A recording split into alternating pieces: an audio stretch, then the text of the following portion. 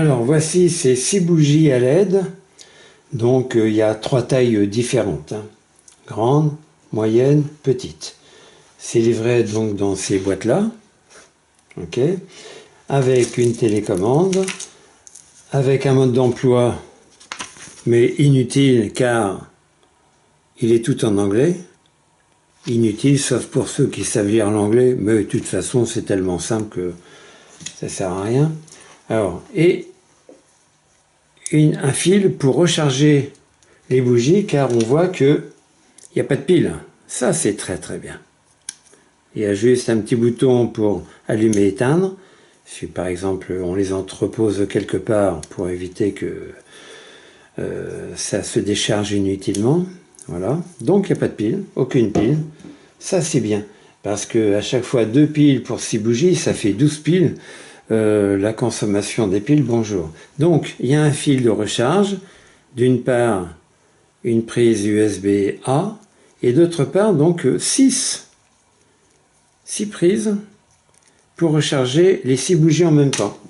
Et ça se recharge dans ce petit trou ici que vous voyez au fond de cette encoche.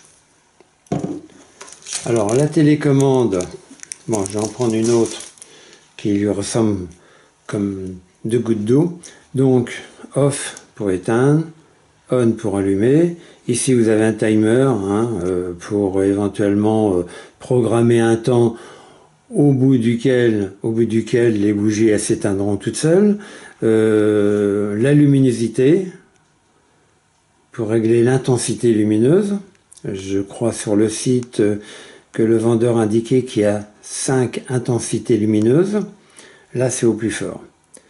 Et un réglage light to candle. Light, c'est-à-dire aucun effet de mouvement sur les flammes. Candle, on va dire un petit effet. Un petit effet, on voit que il y a comme un effet de respiration.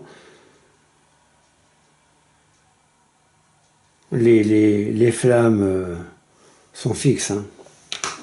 Elles ne bougent pas du tout, voyez.